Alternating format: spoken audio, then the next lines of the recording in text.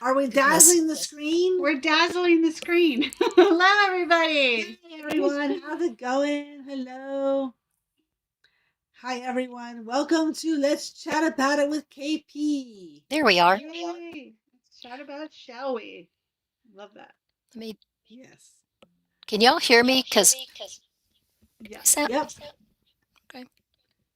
We can hear you. Awesome. Yes, we can hear you. We hear you. Anyway, How's hello, everyone? Can you all hear us? friends. Does everybody hear KP? Hello, Heather Gibbs. Hello, Cheryl. Elena, hello. 73 degrees. It's 80 degrees here in South Jersey. Hello, Brenda. And Alyssa, hello. I keep waiting for everybody to say hello back, like we can hear them. I know. I get stuck on that sometimes. I'm like, wait, I don't hear anyone. Because I'm looking at the chat and I'm like, hello, hi, but I don't hear you. Hi, Mo. Hey, Mom. Hey, Allie. How you doing? Everyone's coming in. Everyone's saying hello. Yeah, we should let people kind of filter in, and then we'll start in a minute. Yes. Hey, Shannon, how are you? Yes. It was lovely here today too. A little warm, but not too bad. It's very windy. Elisa says I'm echoing. Huh. Ruh-roh. Let me I don't Well, have. I don't. Okay. I don't hear it on our end, but let me go. All right. How's that? Better? Yeah. To us, it sounds fine. Shane's gonna go on YouTube and see if she hears it. Elena says yes, it's better. Okay. Is the echo gone? Is the echo gone, everyone? Oh, Lisa says nope. I don't know. Well, Okay. Dee has this problem too when she's on with Tammy. Our Dee echoes. It's just something with the StreamYards and stuff. Mo says no. Monica says no. Hello, Dennis. How's that? No, still echo. Elena says hi, Melanie. Are we all echoing or just KP?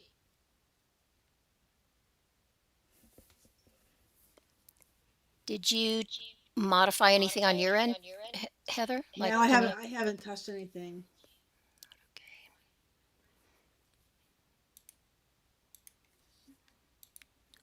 Well, this happens, Just but KP, then we just KP. fix it. Hello, Mother Too Few. Just KP. Unfortunately, I don't really know what to do about that. Yeah, because it does happen with Dee and Tammy. Yeah.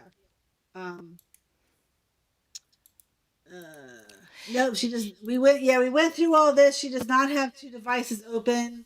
Nope. Do they think they're hearing me through your speakers? Like, could you turn yours down? Maybe. Remember, someone had the echo and two windows were open. Yeah. Yep. No, I don't have We already went that. through all that, and KP turned down. That's not what's the issue this time. I moved our microphone away. I don't know if y'all can hear us now because I moved it back. Can you hear me okay? Yeah, we hear you fine. And Mom, it's gone. Wait, just now. So maybe it was the microphone. I had it, it's right up in front of the speakers. Echo is gone. Yay! Can you all hear us though? Because I moved it kind of far. Not that it really matters. Mostly need to hear you. Okay, so you can hear me. I hear you. Bev says good now, gone, hooray. Yes, echo gone. Okay, so it was our microphone that was too close to the speaker. Okay. Yes, I think that's what happens. Okay. And they can hear us. Yay! Hello, Jenny Math. Hey, I And Valerie, anybody else coming in that we didn't say hello And to? Or I hi, didn't say Jenny hello to? and Justine. Val. Justine's from Boston. Hello. NC Coast. Hello. Hello. Jenny Mac. Hello. Oh, we got 41 people watching. Yay. Right. Yes. Yes. All right. It sounds good. All right. Okay. Yay. Well, I would say we should get going. Yeah. Take advantage of it all sounding good. Yeah. All right, everyone. Well, thank you, Hi, everyone, Virginia. for coming into our Let's Chat About, shall we? KP is going to talk about what? We'll move the There it is. 1920s Colonial Revival Design. That is our what? right, and you can Our you can topic. Thank you. you can hear me, right? Yeah. Yes. Oh, okay. Well, why don't you? Anyway, hello everyone. Welcome. If you want to make that slide bigger, yay. And we'll start there. We'll put you over in the side. Well, not me in the. All right. Ready?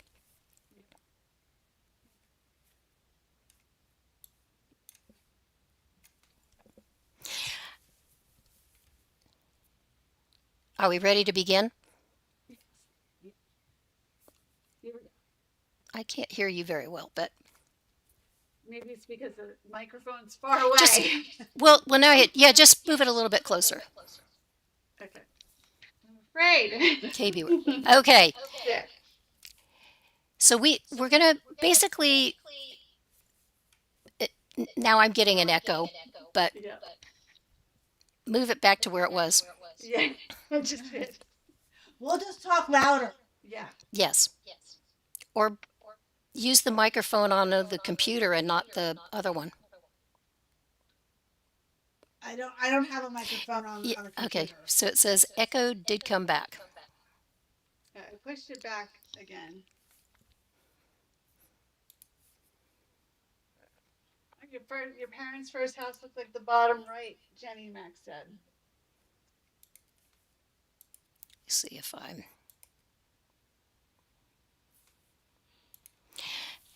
All right. Give me a minute to. Essentially, we're going to talk about 1920s colonial revival design, which encompasses pretty much the new home that Shane and her family have purchased. Yes. And there we are. Yes. So let's go get the next slide. Let me go get that. I can't see the chat at the moment, but that's okay. Let me go here and here. All right, so we're going to begin here with kind of explaining the point between the Victorian period and the turn, right after the turn of the century going into the 1920s. Let me get my bearings here to where, whoops.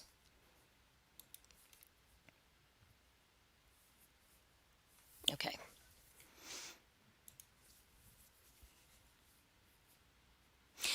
All right, so essentially, the 1920s forged, the reason we're starting, or why we're talking about colonial revival design, or 1920s colonial revival design, is because Shane's home was built in 1920, the new home that they just bought.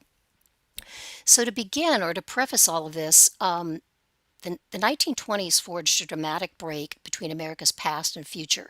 Essentially, the 1920s were a true tipping point with regard to social, political, and economic patterns that defined the decade and future decades. Before World War I, and that began in 1914 and ended in 1918, so before that, still kind of the late Victorian Edwardian period, the country remained culturally and psychologically rooted in the 19th century. But by the 1920s, America broke its attachment to the recent past and ushered in a more modern era. Many of the defining features of modern American culture emerged during the 20s. For example, as you can see on that magazine cover, which I thought was very interesting, women gained the right to vote, and the birth of commercial radio happened in November of 1920. So lots of changes happening during the very beginning of the 1920s. And then also the economy grew rapidly, aided by new technologies like electric appliances and affordable cars, thus leading toward a more suburban, consumer driven culture. So essentially, they were moving away from the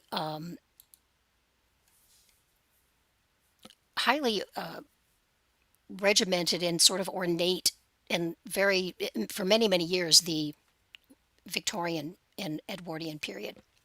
And it'll make sense here in a minute. I'm looking at the chat. Okay. Um,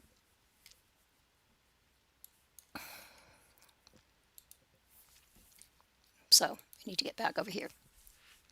So kind of explain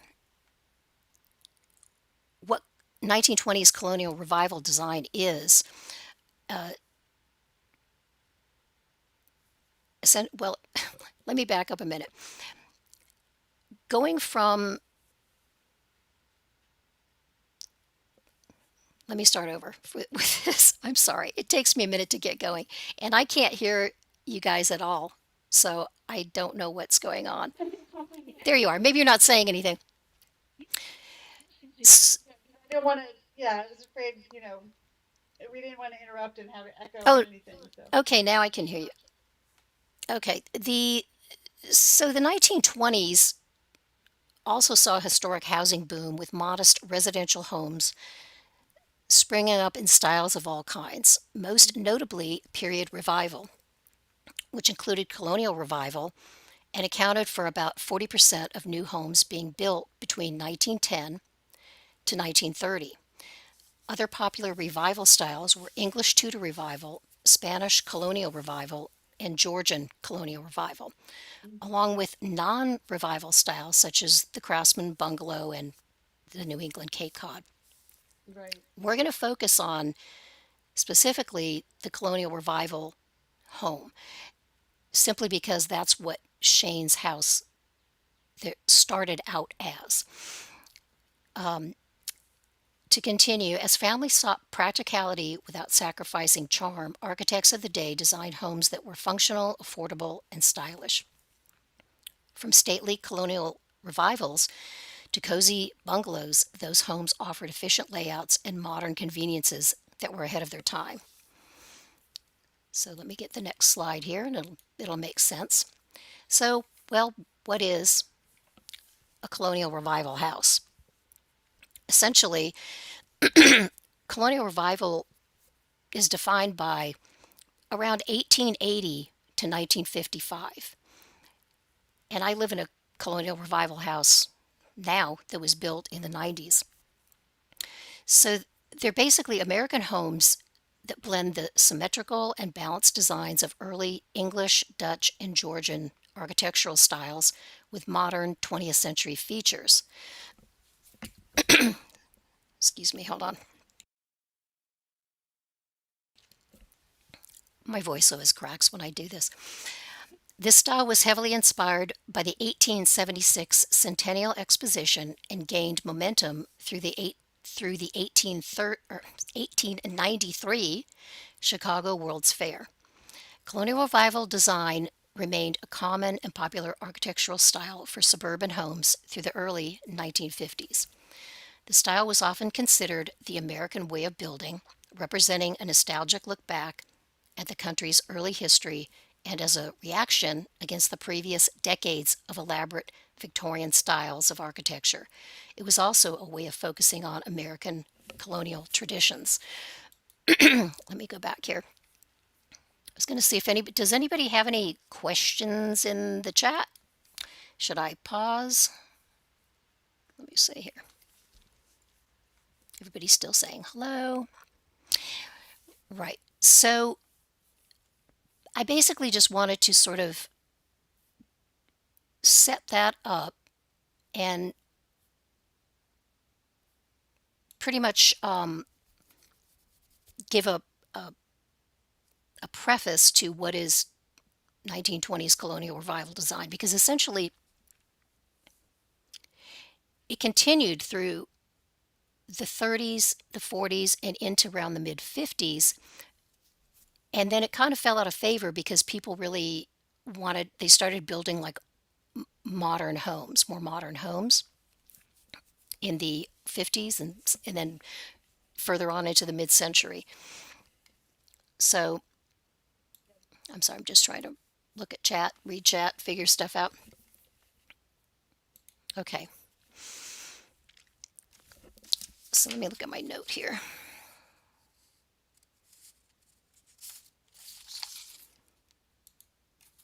So the next slide here, the next few slides here, they're just essentially giving, these are old house plans is what they actually are. Little, and you all probably kind of know this, just a brief description of what were the various types of colonial revival homes. And these first two are considered New England colonial homes. Essentially, they're characterized by symmetrical and formal design and heavily inspired by Georgian and Federal styles, which were obviously colonial American styles. So the key features include a rectangular two-story shape, gable or hip roof, centered front doors, and decorative pediments or porticos. And I'm over here. These are, porticos or pediments. And this is kind of considered a portico, only it's kind of enclosed.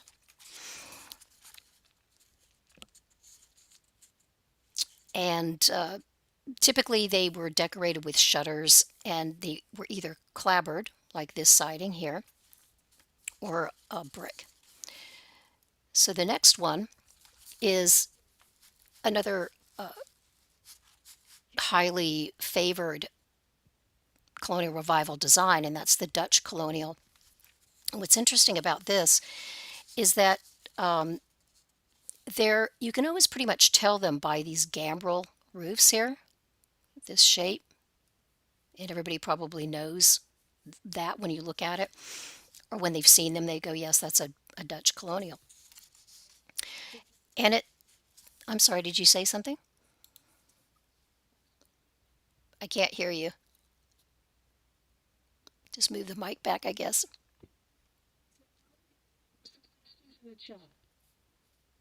What's that? There's some questions in the chat. Okay. I think what we should do is like do you have a way to like mute your microphone? Like like when you want to talk to me, just unmute it. And then when you don't want to, mute it. But what are the questions? I'll go look. Could you highlight them?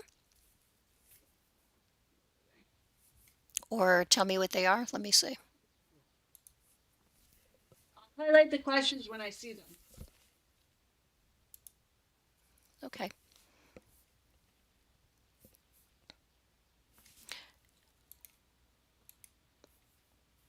Let me go back to where I was. Oh, there we are. Okay. So, hi Melody. I had to find you. Sorry about that. So, as the original colonial period, actually it goes back a little bit further than that. It's really pretty much considered like the 1780s or 1790s through 1830. So, a little bit older than that, Melody. You know what I mean? Like we're talking about, I mean, essentially colonial America, they categorize it as 1607 to 1783. And then, of course, we had the Revolutionary War and gained our independence. And I think it ended in, 1788. And that began like the Federalist era. That's like when George Washington was president. So does that answer the question? Did she say yes, no, maybe? I think so. Okay, Yeah. I'm just, thanks guys for bearing with us. It's always a new thing with this. And I have to kind of figure out, because I'm navigating around here, I have to figure out how to read the chat and how to answer the questions. So Mama to a few, she says, are the staircases always to the side? In uh, what, in all colonial revival homes or just a specific one? Because this particular one we were looking at is there's your typical sort of salt box style. And I think the way that you can kind of figure out where the staircases is if you look at these plans here. If you look down at the bottom, you can see me pointing. You have the front door, and then the staircase is over here. And on this one, the same thing, the staircase is to the side. So I would say in those instances, yes. And in the, because these are home plans from the 1920s, not like original colonial revival or colonial era homes. So it looks like most of them are. However, this one, it has the center front door, and it looks like the stairs are in the center. And then you've got the living room, and then on one side, and the dining and kitchen on the other. Does that make sense? That's kind of the way my house is, only, yeah. Let me go back to here. Okay. You guys are asking a lot of these colonial revival homes, what was the average square footage? Well, I think it just depended on the style. These are fairly generic-y homes. And let's see, does it even say on here? It doesn't really give like the overall square footage of these. That would be a good thing for you to kind of investigate on your own, because I think it really depended on the style of the house. But I don't want to get too much into like the were they more prevalent back east to out west. Yeah, that's a really good question, Bev, because what I discovered in studying this was a lot of these are, being that they're colonial styles, they're pretty much more prevalent on the east coast in like New England, because what they were building out, let's say like in California where I grew up, I never saw a colonial revival house until I moved back here, back where I am on the East Coast. So they out there, what was really happening out there were a lot of craftsman style homes and the older Victorian homes like in San Francisco and that kind of thing. And the type of houses that they built out there were actually also more like Spanish colonial revival, like some of the other revivals that I was saying, and Tudor revival. There's a lot of that type, but particularly sort of New England, excuse me, New England colonial revival style wasn't too prevalent when I was growing up in that part of California, which was Southern California. So is there any more questions? I was going to move on to this one. Sorry, let me clear my throat. I hope you didn't hear that. I hope it's good. Shane, you're going to have to unmute yourself or when you want to say something. We didn't hear it. Okay, there you go. We're going to have to do like a podcast. You got to lean over and talk in your mic and then talk lipstick. I'm doing. I'm like, oh, yeah, get right up in front. I know, it's perfect. We're going to figure this out at some point. But I think what happens is the echo is there when the mic is too close, but then you got to lean over and speak into it. But any other questions? Let me look here. There are a lot of colonial farm homes. Yeah, we have a lot of bungalows and Cape Cods. Right. Yeah, I'm reading the. So, including in the revival designs that I was talking about in the earlier slides, everybody pretty much knows what a little Cape Cod looks like, and these type of homes were still really popular in the 1920s. And I chose the four most prevalent kind of colonial revival design styles uh, that you see the most of and that people chose.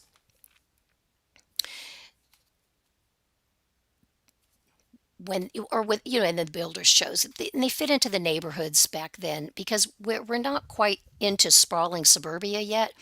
We're kind of still just on the outskirts of like a main downtown or even within a main downtown area. So let me move on to actually, let me read the little description on this to round it out. So when you talked about square footage, you can see that these were much smaller. Cape Cod style homes were, because they were only pretty much one and a half story. They weren't even a full 2-story. And they typically had what is kind of different about let me go back here to like this style colonial, this salt box, the chimney's on the outside. If you look over here, the chimney on Cape Cod is usually centered. You can see it in these two examples here. And they always had lots of the decorative shutters and cute little, ornamentation around the front doors. And they really kind of look like little doll houses. These rooms up here were typically the attic. And this really wasn't a full 2-story. Even though it kind of looks that way, they really kind of weren't on some of them. These happen to have bedrooms upstairs in these two house plans. And then the very last one that I kind of wanted to point out was the Georgian Colonial. And this is a big house. And these were not as popular like in the smaller, I would say, suburbs around the 1920s. The kind of the area that Shane's home is, let me back over here, that is in. These are kind of a little bit outside of that norm. And also they actually are on the very edge of being colonial revival. They lean more into the early 1800s to 1900. But what's different about these is these hip roofs. That's what's kind of unique about them. And they typically had what they call a 5 bay facade. So that you've got 1, 2, typically that's 1, 3, 4, 5. And it's very symmetrical. And what else was I going to read here? Yeah, it's actually a British adaptation, which many of these homes are as well. For example, I actually happen to live in a Georgian colonial with this kind of a roof. But most of the houses in my neighborhood are pretty much the other type of colonial revival house that kind of looks like these. So, do you want to pause and tell me something? Yeah, that's really interesting, actually. Yeah, that's now we right. got to see the kind of house you live in. Oh, sorry. Thanks. Yeah, I just kind of wanted to. This is all kind of setting up to where we're going with this and what we think Shane's house looked like and at the time that it was built. But you have to round it out and talk about the entire period of colonial revival design and architecture, because before this period, and we'll get there in the next few slides, they weren't building these houses. They stopped sort of building them back in the colonial period, which we've already kind of discussed, which was early American, the late 1700s, early 1800s. Because I think the next slide will explain, like Victoria, they started to build Victorian houses much later on during the 20th century, or excuse me, the 19th century. All right, let me get back to where I was. All right, so this is kind of where we get into the shift. And just for an example, I was going to say before we get there, I thought this was interesting to note. Just making sure no one's talking to me, talking to us. Now, Virginia asked if my Oh, new shoot. I old saw home that. has a coal chute, but no, not that I do not see a coal chute. No, they probably took that. Well, it was built in 1920, and I don't know if they were using coal or not Yeah, anymore. I do Maybe. have radiators though, Yeah. and I love them. Yeah, I can imagine that's awesome. Just for context, so um, in the early 1920s, a new colonial revival house typically, this will blow your mind, typically cost between $6,000 to around $10,000. But that was, but think about that. That was insane. That was insanely expensive back then. So depending on the size, location, and materials, while some smaller suburban homes could be found in the 1,500 to 2,500 range, and the more well more substantial or well-appointed brick colonial, which became highly popular in the 1920s, was often higher. And I would imagine that these Georgian colonial revivals were pretty much up there in that range. So another thing to note is a house in this era typically costs 6 times the annual salary of a working class man or family who might earn roughly 1,000 to 1,500 per year. Can you imagine that, like in today's money? You only earned $1,500 a year. So buying these homes was, if it was $6,000, that was pretty expensive. So let's move on to this next slide. So I'll just read it. It's pretty much self-explanatory. So before the 1920s, so we're talking, mid 1900s, like just before and after the war, the 19 teens. Many American homes were still holding on to their Victorian roots, preferring dark wood, heavy drapes, and more furniture than most rooms could comfortably fit. However, after World War I ended, which was in 1918, people started rethinking what a home could look like. Spaces got lighter, layouts felt less crowded, and there was a growing interest in keeping things both tidy and stylish. And by the early 1920s, home decor had started to reflect those changes. Rooms were arranged with purpose, materials were more practical, and families gave more attention to how they lived in their space. The 1920s colonial revival interiors blended early American formality with 1920s charm. You can kind of see in this illustration here, you can't find an illustration hardly of an actual Victorian home. So this one was a good example of that.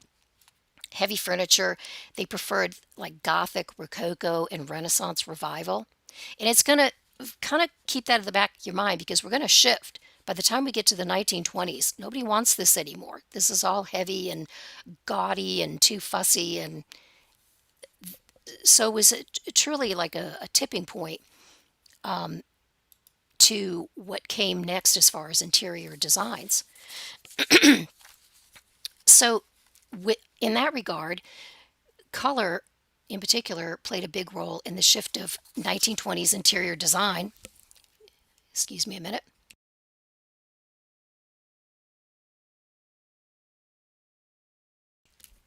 I had to drink some tea. Color palettes. Color palettes were often warm, bright neutrals, or lighter pastel shades, which were in stark contrast to the dark jewel tones of the previous Victorian Edwardian era, as you can see illustrated there. Quite dark, moody, heavy. So the use of color paired with traditional colonial style furniture and combined with modern comfortable upholstered pieces helped to achieve the effect of a cleaner, brighter home. Magazines with their full color ads helped to shape the look of the time as well. They showed examples of well-kept homes with coordinated rooms and thoughtfully arranged furnishings. Any questions? Comments? Heather, I'm reading. So the Because I radiators are. like both. I love the Victorian, but then I like this as well. So I Oh don't know yeah. what to do with Oh myself. yeah. Well, I. This is the interesting thing is you can combine them because I have elements from the previous era, and then I have a lot of colonial revival stuff in my house too. Yeah, that So I exactly. can't stick with one myself. So I No, no, probably this was just what they preferred, to kind of outline. We're kind of going from one. Let's kind of back it up and put it into context. During like the Victorian era, it pretty much stayed the same. Things changed somewhat. And then also think of like the Gilded Age in America. What was so interesting about the 1920s and 1920 specifically was that this shift. What about painting the woodwork? Yeah, they did paint the woodwork. You got to remember that if someone had a Victorian house and they were renovating it, we've all seen what happens when people renovate Victorian houses into a modern design. What this is kind of focusing on is new builds, 1920s colonial revival new build homes and what they were putting into them and how they were designing them and the interior design choices that they used. And what's interesting is while they rejected like Victorian interior design, they really embraced colonial American design. So it's very interesting. And even today, this style is very popular. In fact, it got huge. It became huge again in like the 1980s. And I think that's kind of what that previous owner in your home was leaning into again yeah, I think so. was the colonial because she kind of has a mix of that. But we'll get to that. Anyway, let me get the next slide. So during this time too, like magazines, of course they were publishing magazines, but people weren't they really didn't have a lot of full color ads. Like I have a lot of older magazines like from the 18 like probably around the turn of this like 1900s, and they don't really have a lot of color ads. So that's what was really interesting is that these these are obviously magazine ads. What's also funny about this is that I actually have this kind of a door and this kind of a handle. I just realized that these pane glass doors between the rooms were really popular because in colonial design. Hold on. All right. So the magazine layouts also gave readers visual ideas for how to pull a space together in a way that felt current. The actual layout of homes was changing too. Attics became extra rooms, children had their own dedicated spaces, and sun parlors worked as everyday sitting areas. Bedrooms were cheerful and organized, kitchens were efficient, and living spaces had a clear sense of order. The idea was to make the home work better for family life, which was a huge departure from what was happening in the previous few decades. Materials were chosen for usefulness, but they still had to look nice. It was a practical approach that also made room for a little style. And I love this particular magazine ad here. It says bright rooms leading from a cheerful hall. So this was highly unusual. Or I mean highly it was very new for this time period because Victorian homes just looked nothing like this. And I believe somebody was asking about painted Justine about the painted woodwork. You can kind of see they really embrace that much as we do today. I mean, my home all pretty much has painted woodwork, and they they really liked wallpaper as well. But it had to be cheerful wallpaper, and light colors, and also this painted. This is still considered colonial revival furniture, but it's more like in the folk style. And painted furniture then was really becoming popular as well. And I love that. I think it's great. So moving on from just this, the overall view of what was happening with interior design, we're going to go room by room here. And the next logical choice would be the living room, which is pretty much the heart of the home back then. Like some people kind of think the kitchen is, or now we kind of talk about the kitchen being the heart of the home. Back then it was really kind of the living area, the family area. The kitchen was really more for tasks, and we'll kind of get into that. But I'll read it here. The 1920s Colonial Revival living room balanced historical, formal elegance with new, comfortable, and often eclectic 1920s style. A mixture of reproduction antique furniture. Back over here. Whoops. Sorry. A mixture of reproduction antique furniture styles such as Chippendale or Sheraton, and we'll get into a little bit what that is. I can't hear what you're talking about, but that's okay. If you want to talk to me, just talk. I can stop talking. No. I just my home. I was going to say Yes, with please interrupt. the painted woodwork. So mine's like got both. Like Yes. like some of the bedrooms, I think was it one bedroom upstairs has like the painted the what is around the windows, the trim and the sills are Yeah, the painted. molding. Yeah, The moldings. mhm. Two are the wood. Mhm. Downstairs, my parents' room is painted. Mhm. And the dining room and living room, the windows are painted, but then the trim, the moldings around the floor is the wood. So it's like a mix, and I'm so thankful for that because I love that there's a lot of the wood still. Yes, and I think it was deliberate on their part. And we know we've talked about, you and I personally, about what we think, what happened to, or what the history of this house, and kind of what you know about it, and what the different iterations of it, because it was started out one way, and then it changed, I think, multiple times. And I think they just left. Then I think then they left some of the wood in there, which I think is wonderful. Yes, And I have, I really wish I would have had that picture of the they had yes, so there was a picture of the house the way it used to look, and they took it with them. It was like one of those like watercolors, and unfortunately I didn't take a picture of it, and I haven't gotten a picture of it yet. I was hoping to get one from the family. I believe it's just a picture of it, but I didn't get it. I know that's I hope you can get it. That would be great. So, furniture was often sold. I believe I yes.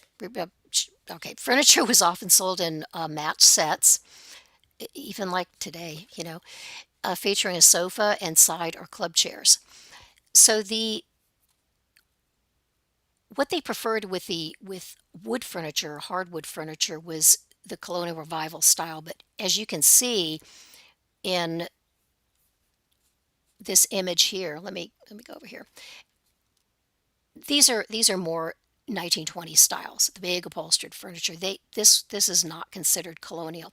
However, this piece is, and we have here a Windsor chair and this large table here. Um, Again, you can see it's an eclectic mix of styles. Um, yeah. So rooms were typically arranged around a central fireplace, often featuring intricate mantels, crown molding at the ceiling, and built-in bookcases or cabinets, which were extremely popular during this period. You can kind of see in this both of these illustrations here, they're magazine ads, the built-in bookcases. And those were also hugely popular, like in the kind of the bungalow styles or the arts and crafts homes, but that's actually from a different era. And then people love them today as well. Built-ins, everybody loves a built-in, right? So going on or continuing on with living room styles, light neutral tones such as off-white, beige, or soft pastels were common to make the space feel bright. Floral chintz, toile, which is this is a toile. I don't know if you can see that. Maybe you can. This is considered a toile wallpaper. It's that French toile.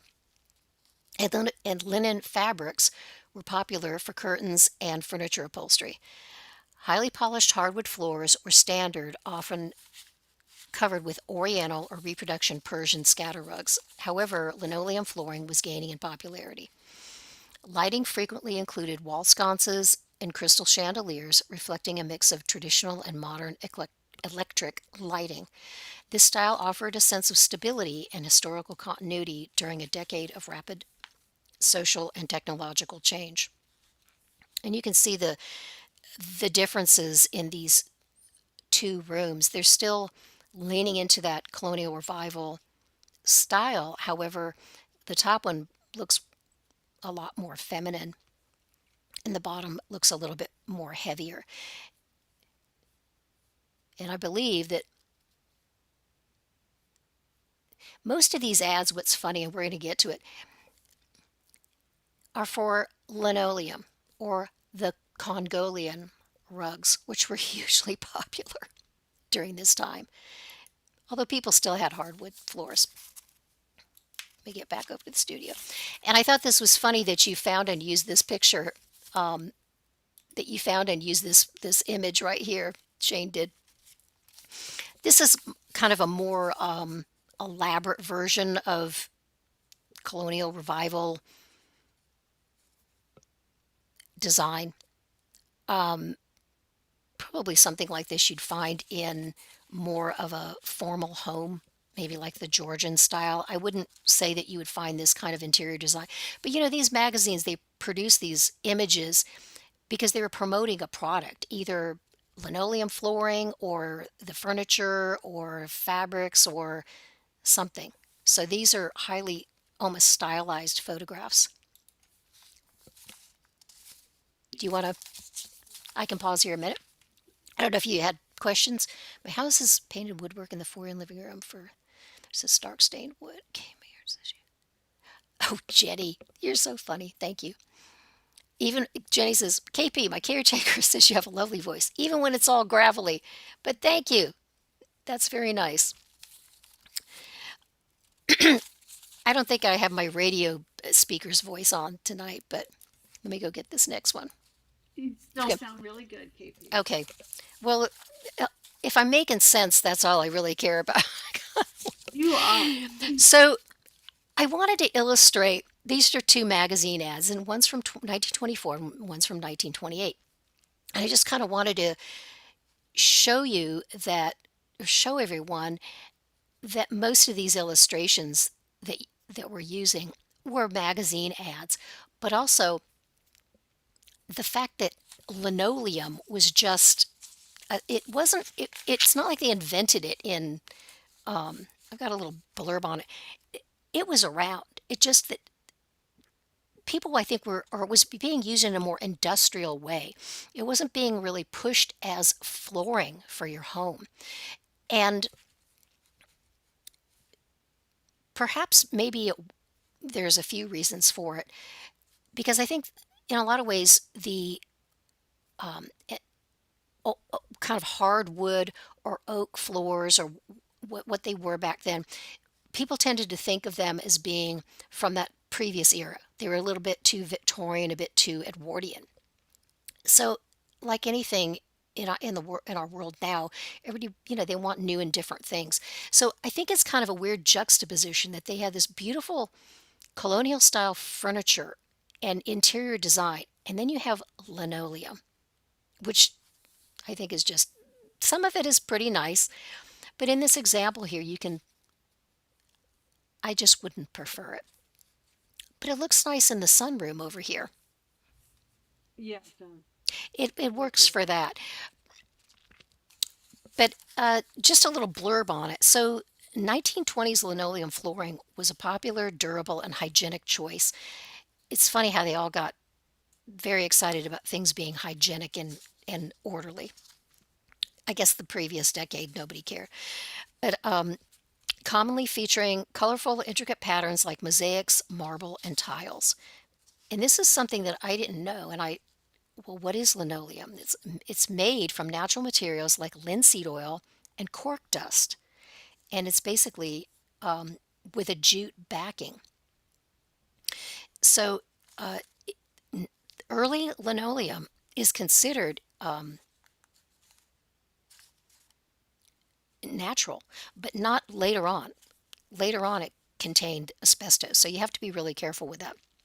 So it was pretty much used in kitchens, and especially those centerpiece rugs, which we'll get to the next slides, are the Congolium rugs. So I don't think that I think early on they used it in kitchens and bathrooms, kind of like they did in the 50s, and then the nicer flooring was used in other parts of the home. But I think during this period they really started to put it in all the rooms, which was kind of interesting. So yeah, who knew? Linseed oil and cork dust. And these rugs, as you can see here, this was another hugely popular thing, were these Congolium art rugs. And they were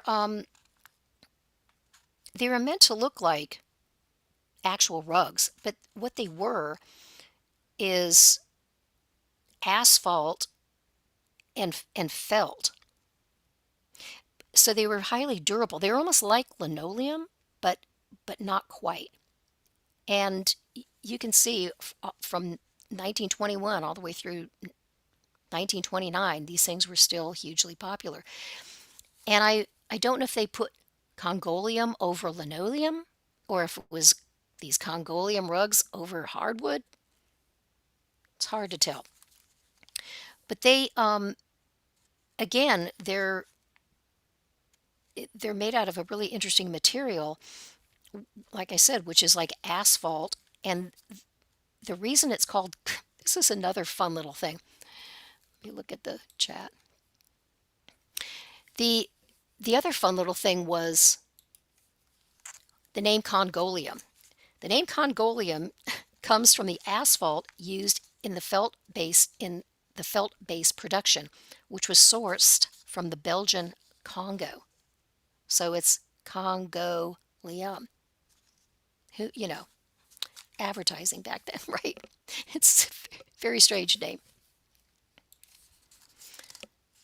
All right, let's move on to the dining room. So am I missing questions? Anything? Anybody have? Let me. Keep hitting the wrong mouse. No, I think we're good. I don't see any questions except for Dennis is wondering what kind of cars would be in the driveway. Oh, awesome. Well, you know what, Dennis? That's a good question. 1920s style cars. I wonder. Oh, here. Let me read the chat over here. Hold on. I wonder what kind of cars and trucks would it look like in the driveway. I don't know. You have to look into that. If they were buying new houses, they might be buying new cars. Dennis, you can host the next. Let's chat about it, shall we? About yeah, I was going to say I'm not a car person, but I'm willing to research anything. But hey ho, good question. So, dining rooms. We move from the living room into the dining room. And this is where you really start to see the heavy, or the really, I wouldn't say heavy, the lovely styles of Colonial Revival furniture. So the 1920s Colonial Revival dining room emphasized formal elegance paired with historical nostalgia. These are both beautiful rooms. I really love them. The style was anchored by high-quality antique or reproduction dark wood furniture in the Chippendale, Queen Anne, Sheraton, or Hepplewhite styles. And we're going to talk about the different styles. This room, basically, this top slide, this is all Chippendale type of furniture. And this is more Hepplewhite. And we'll explain how you figure that out.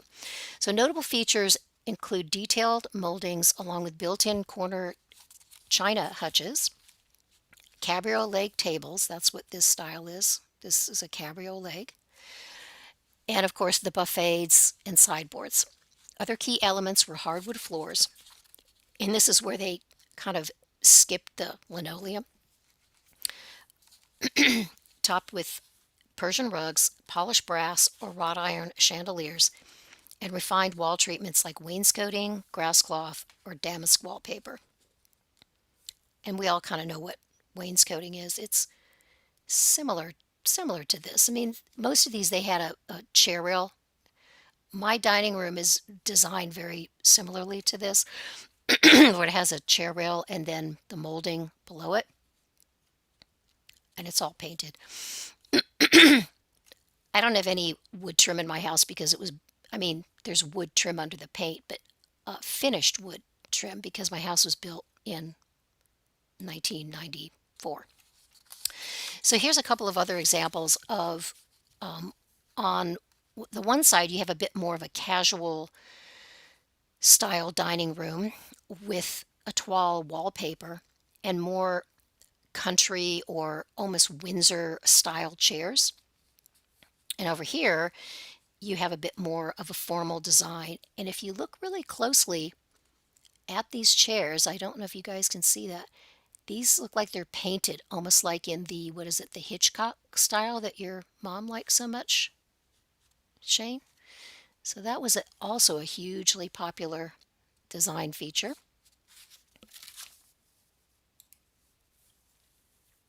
Dismiss the show. That's an interesting. I have the built-in china cabinet, Justine says. I would love to see some of our friends' homes. I bet they're pretty interesting. I bet they're Yeah, lovely. me too. That would be awesome. Yeah, this design feature, I mean this could be almost in a contemporary home today, like or a traditional home. You know, I Yeah, guess they still call them. absolutely. I don't know if they still call. I guess they still call it colonial revival, but um, that's what I found so interesting about this is that this style, it was sort of this turning point of what I keep moving the mouse here of what whoops of what came at what has continued to be popular in style. I'm not getting my words out very well. All right, so let's move on to just quickly these furniture styles. I just kind of wanted to give a brief, well, by looking at it, it doesn't look brief, but to kind of give you an idea of what the different styles were.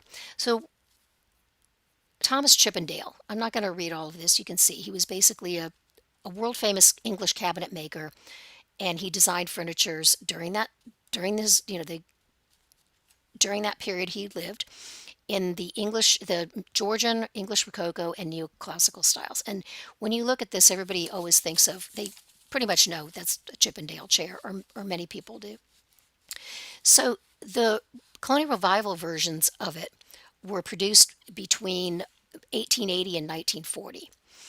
And basically, they reimagined the original 19th century design of Thomas Chippendale. While these pieces share the iconic motifs of the Georgian era, such as the ball and claw feet, we all know what ball and claw feet look like, and then these pierced splats. This is very characteristic of Chippendale's design style. So, however, they were like larger and heavier. The original versions, if you can actually go back and find antique versions, were not as heavy. And also they did a lot of machine carving, obviously with the reproduction furniture, whereas the colonial versions were pretty much all hand carved. And the type of wood used was mahogany, more mostly, and then cherry and walnut were sometimes used as well. I have in my dining room, I've got a mix of mahogany and cherry, and those are the two kind of hardwoods that I have. So when we talk about the Queen Anne style, it it's referencing this that same colonial. Let me go back and read it. Queen Anne colonial revival furniture is basically late 19th to early 20th century American design movement, recreating the elegant, light, and comfortable styles of 1720 to 1760 colonial period. As you can see, they kind of resemble each other because they have the cabriole legs, but the Queen Anne is its style is somewhat akin to a feminine and less elaborate version of Chippendale style furniture, being that they both have those similar design styles. However, the Queen Anne style of furniture the focus was on the softer curves rather than heavy ornamentation. So it's kind of a lighter, more feminine version of it. I actually have some pieces that are Queen Anne style. So they were typically made from walnut, cherry, or mahogany. All right, any questions? Any Heather's pieced out? I just had to go answer a phone call. I know she's still here, but answer the No, phone that's call. funny. No more questions so Okay, far. I'm not. Let me see the chat here. Ford Model T for a truck. Nice. My dad actually had a Ford Model when they found a really old Ford Model A. Let me refresh the live feed and get back on that page. All right, so just moving on. The next style of furniture was, because we talked about Chippendale, Queen Anne, Sheraton, and these were all prominent furniture styles, and they were all based in the colonial time period. Obviously, what we're talking about is the revival versions of these colonial pieces of furniture. So the Sheraton colonial revival furniture style, it was popular from the late 19th to early 20th century, and it replicates the elegant neoclassical style of Sheraton, which you can read about up above. It was also a lighter, more feminine version, very narrow legs, tapered legs, and they always had these little kind of arrow, or what is it called here? Little spade, or a spade style of foot. So it is defined by rectangular square back forms for chairs and sofas, tapered legs with cylindrical or spade feet, and the extensive use of satin wood, and I don't exactly know what that is. It's a type of wood though, or mahogany veneers, and you can see that this is probably has some veneering in this space here. This one's a very plain piece, but some of them can include marquetry, inlay, and painted embellishments. So Sheraton's designs brought an elegant aesthetic back into fashion during the colonial revival period. Let's find the next slide. And the very last bit about furniture styles, and I kind of wanted to show these because it kind of helps people to understand what these different types of furniture styles look like. Yeah, I love You know, this. and yeah, the interesting thing is people kind of get confused, or they not confused, but because of the feet. If you look at the little feet, the legs and the feet, there's a Sheraton style, and here's Hepplewhite style. And the difference is the George Hepplewhite's style of furniture. You can always tell that it's a Hepplewhite pretty much by this shield back on the chair. And he used this form in a lot of designs. And so that's kind of whereas Chippendale and Queen Anne are similar. You go back, they have similar design styles. These two other furniture designers had similar styles. So we're going to read a little about George really quickly. So George Hepplewhite was an influential 18th century English cabinet maker. And all these cabinet makers were English, not American. He was regarded as one of the big three, which furniture designers alongside Chippendale and Sheraton. And like Sheraton, he is known for elegant, light, and neoclassical designs. So colonial revival Hepplewhite furniture, same thing, 19th and 20th century reproductions. So we're talking about the time period that were the late 1900, or yeah, like 1900, to through the 19 before the turn of the 21st century, which is what we're in now.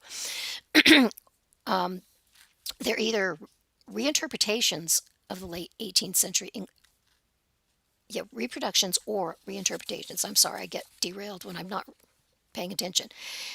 And it's characterized by, again, delicate, elegant designs featuring straight tapered legs, shield-shaped chair backs, and decorative inlays. This this example has a little bit more of a decorative inlay there. And also the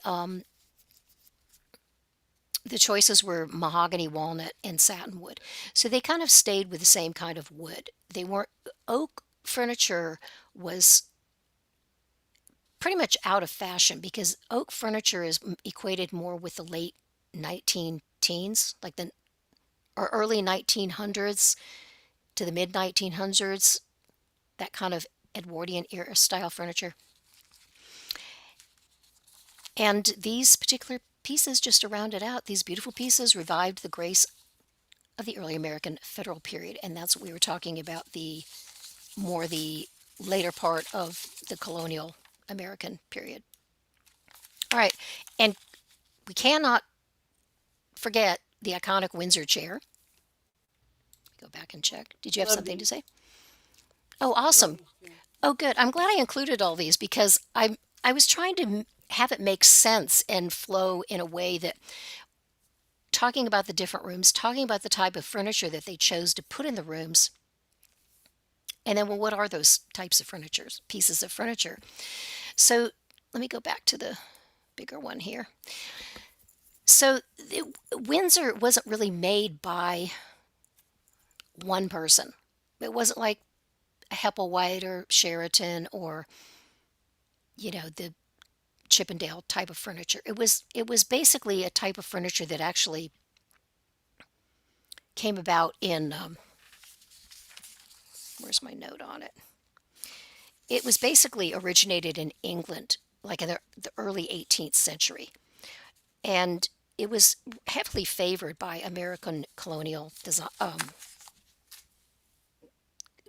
people, folks. They really love this chair. So let me just read it. As it said, was originated in the early 18th century, and it became popular in colonial America as well, because the 1920s heavily favored American colonial designs, which is what we've been talking about.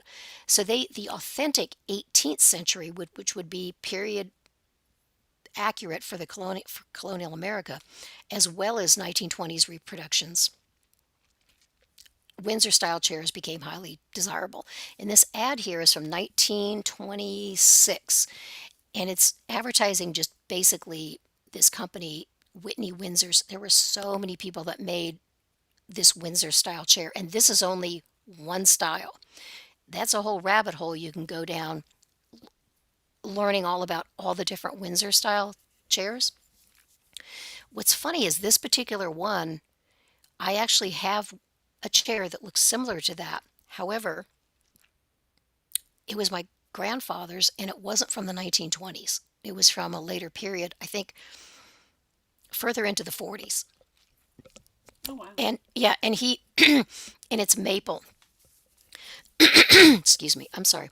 So the and it wasn't handcrafted. Let me finish reading this. So while some were still handcrafted, many were produced during this period with high quality factory turned spindle backs, and frequently constructed from wood like oak, ash, or maple. Mine happens to be maple. And the common finishes were just, traditional stain and varnish.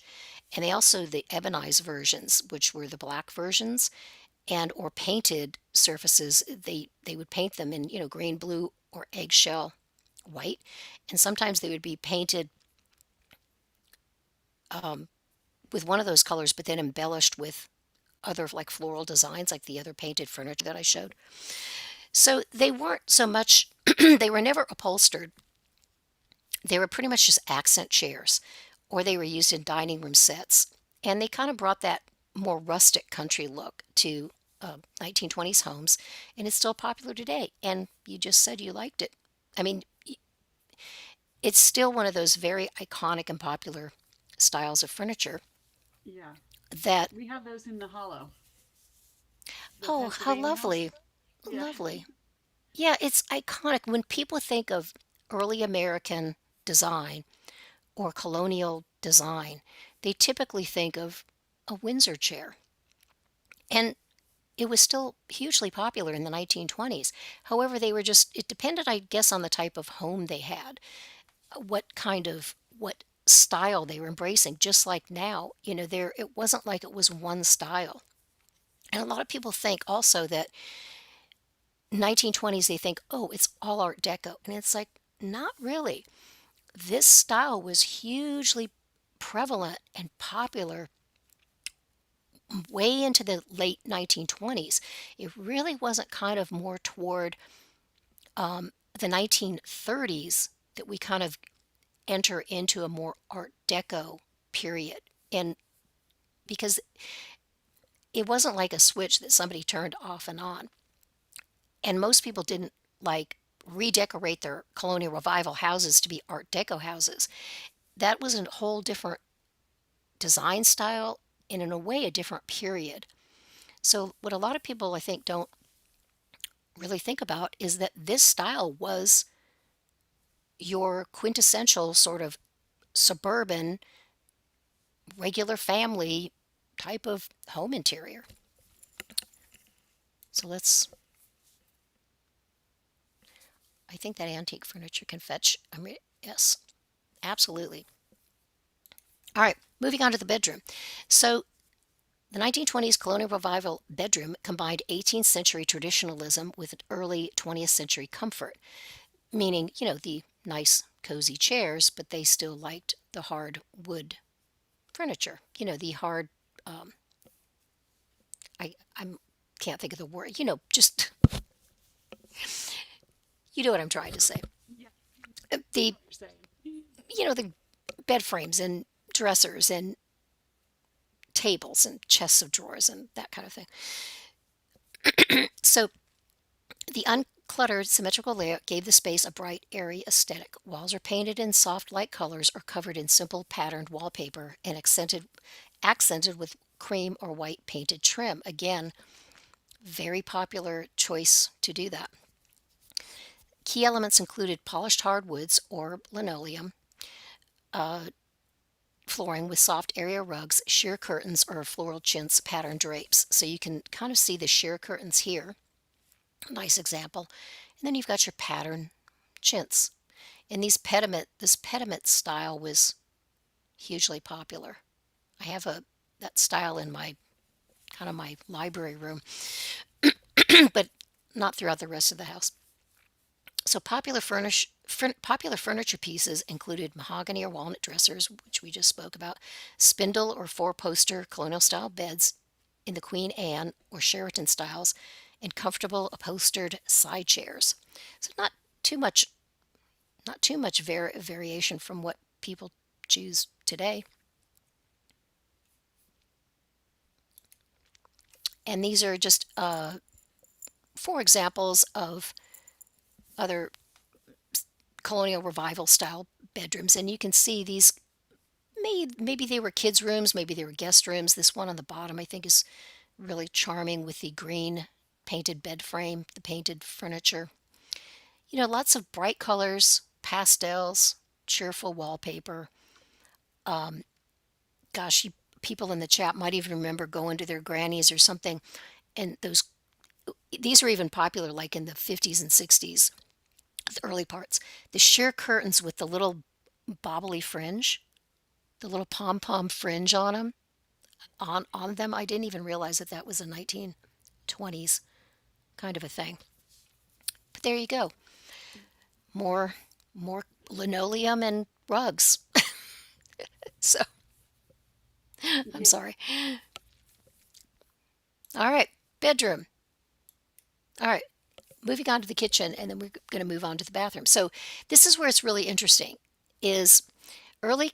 I'm just going to read this, and y'all can look at the photos, and it's self-explanatory.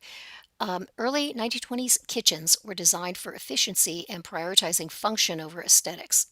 Nobody, they, kitchens were utilitarian. So the white kitchen trend was born from a desire for a clean workspace and a bright sanitary feel. Common features included standalone Hoosier cabinets, which we're going to talk about, and there's one right there. Everybody knows what a Hoosier is. Wall-mounted porcelain apron front sinks, which is this style right here. Cast iron or porcelain wood burning or early gas ranges, which we can see right here. And small functional storage. Refrigeration often consisted of a simple ice box. Nobody really had a refrigerator yet, and we're going to talk about that in the next slide. Everybody kind of knows what an ice box is. You had your ice delivered. The iceman brought the ice and he delivered it every day to your ice box. And that's how you kept your food cold. So That's crazy. yeah, this well, I'll explain. When actually refrigerators, you would think, oh, everybody had. No, they didn't. So kitchens during the 1920s rarely had counters or built-in cabinetry. That's another thing that people think they didn't. This was all probably in this image here. These were custom cabinets. These were not just like prefab cabinets that we have today or that are installed, and these as well. These are all custom, and they're not built in, which what we consider built-in cabinets today. So a lot of food preparation was done on a big table in the middle of the room, as you can see right here. And towards the late 1920s, pre-built standardized cabinet units began to replace custom on-site carpentry. So this is pretty much your quintessential early 1920s, even into the mid 1920s kitchen. And I have a white kitchen today, and probably many people in the chat probably I have I'm French, still have and enjoy white kitchens. Oh yeah, white kitchens are still really big, and well, I think they'll always be popular. Yep. And you know what's funny about mine, just to pause it real quick. My house was built in 1994, and I had the white kitchen.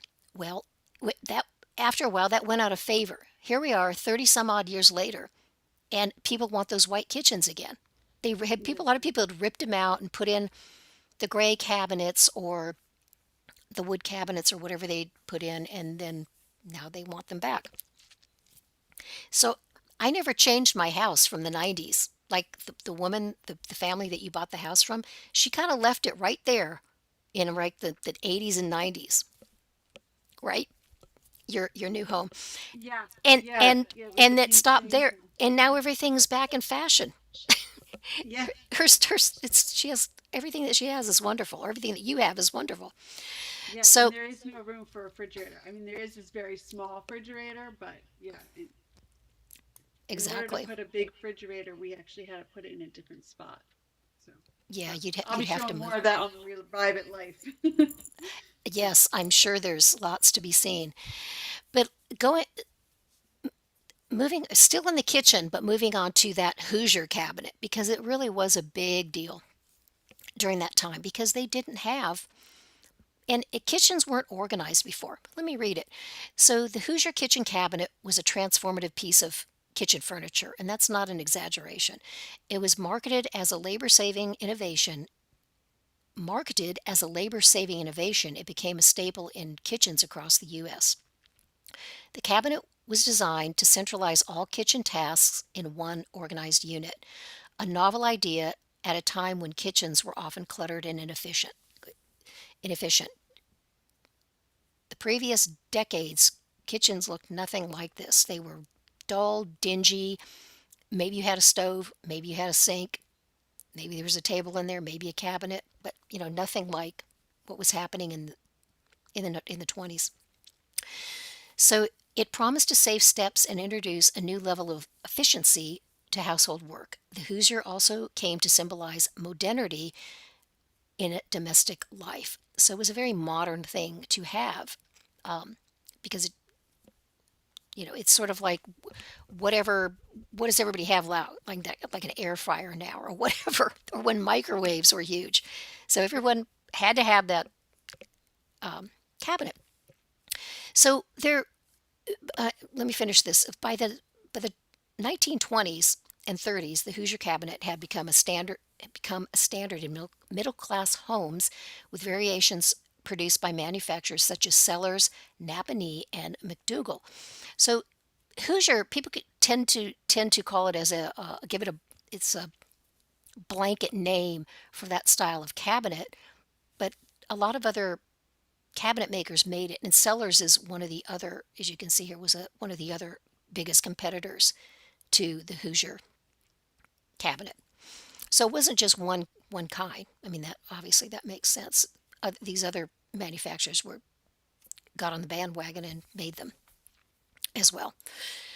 So this is just these four slides here are kind of an example of what kitchens kind of transformed into moving through the 1920s. They still were using the Hoosier, although they were introducing more color. It wasn't just white, white, white, everything. Look at this crazy linoleum floor. And in this slide here, still very minimal. These pieces were probably custom made, not built-ins, and no like upper cabinets that we have today. And another cute design feature was these little kitchen nook kind of things were very popular, like the little eat-in kitchen. And I still think that that's really adorable. As you Yeah, I can do too. see, isn't that sweet? And as you can see back here, here's an old ice box in the other room. And then here's just another example of some color combinations. Again, I don't think these were standard cabinets. They were probably custom built. And again, all of these are probably magazine ads advertising linoleum or one thing or the other, or the stove or something along those lines. To find these authentic images, these illustrations, was a lot of fun because there was a lot of photographs of things. And it's like, well, I didn't want to just insert photographs and then illustrations. So I really tried to find these colorful illustrations because the photographs were pretty much all in black and white and you would never really see what they were talking about. So on to, I'm sorry, did you?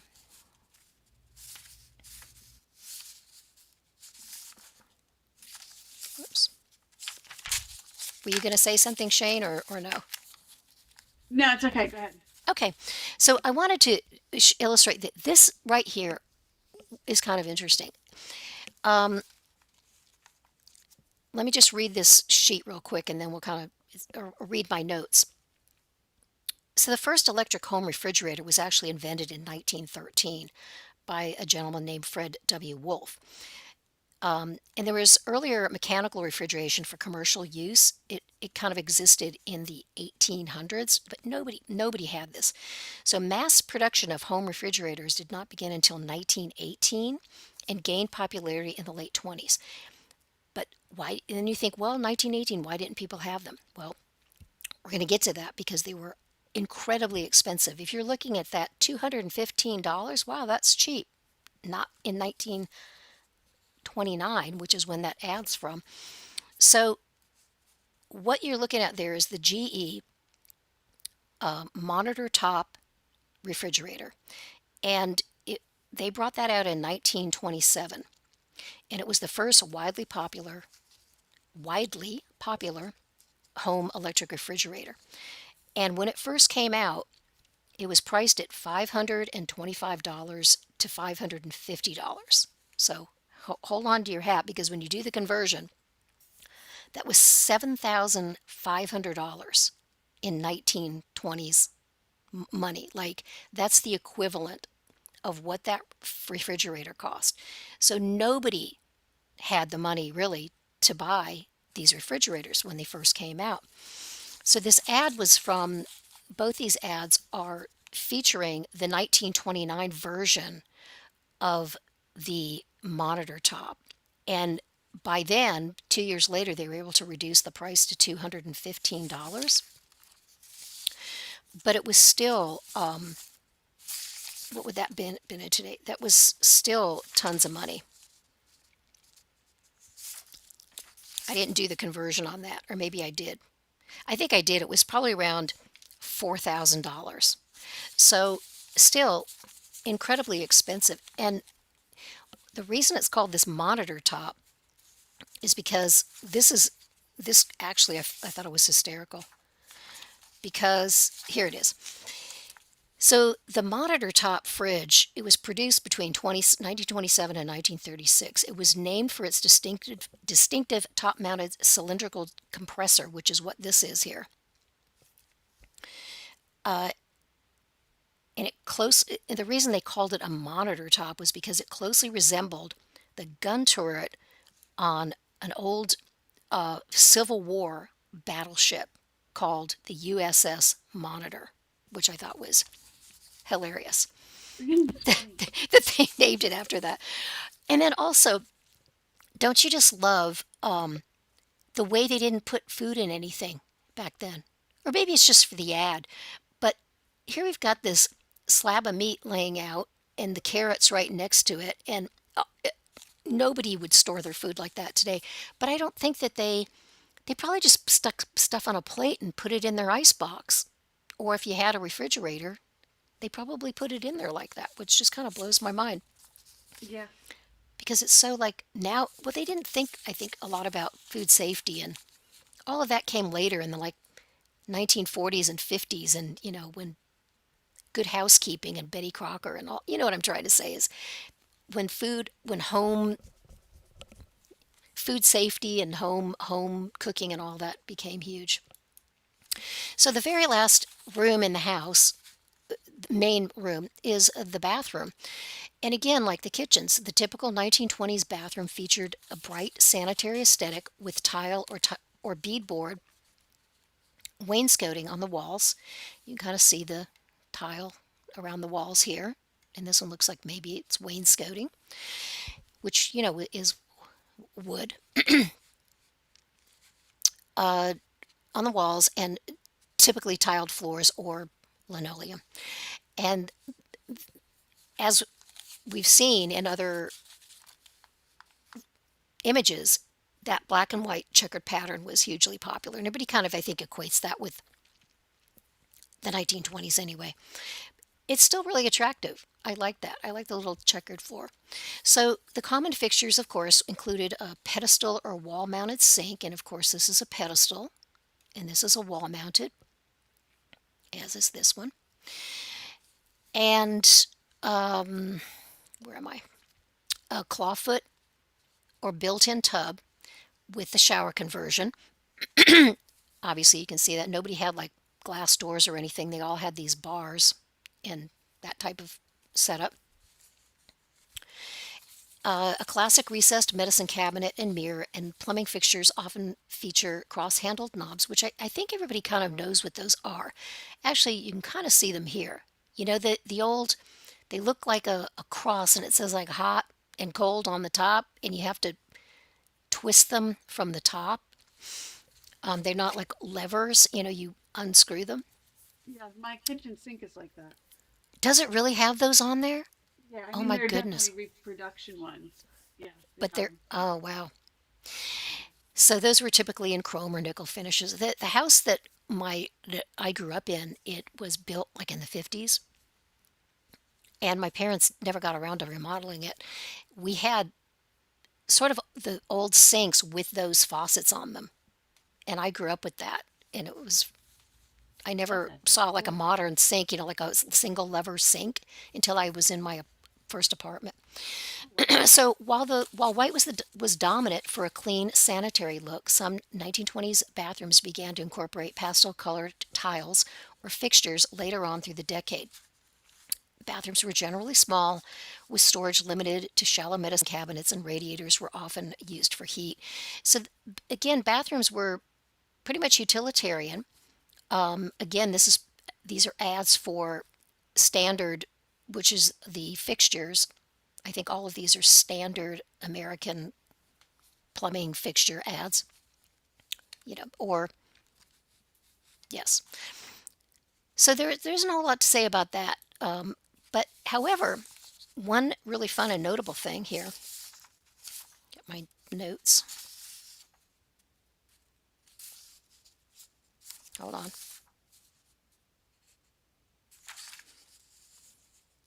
Oh, here we go. All right. So in 1927, Kohler, Kohler, which is another still around today, another huge producer of bathroom fixtures, kitchen fixtures, porcelain fixtures. They introduced this new line, and it was called Color Charm.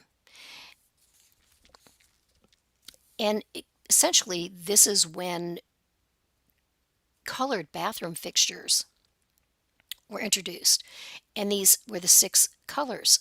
And this was really new because, as I said, mostly the only thing that was produced was white bathroom furnitures.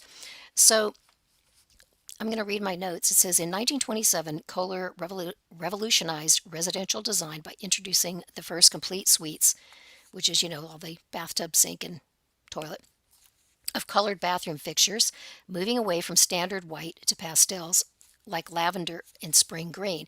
And what's interesting, this is spring green and this is lavender. They called it lavender, however, it looks very pink to me. That's just their color designs, I guess. So these magazine ads promoted a complete color ensemble called Color Charm, creating a shift toward warmth and personal expression in home design. Known as Color in the Bathroom, or like we said, Color Charm, these ads focused on bringing these soothing colors of nature indoors. So, encouraging homeowners to look beyond the utilitarian white fixtures of the day, creating a seismic shift in residential design. So, it wasn't really until around 1927, as I said, that the shift toward these colored bathroom fixtures, and not everybody ripped out all of their furniture ripped out all their fixtures and replaced them with these. But I just thought that's where we kind of get that idea that the 1920s bathrooms and beyond were filled with color. And they were, but it wasn't until later on in the era. And as you can see by these 2 Kohler ads, there's their lavender and there's their spring green.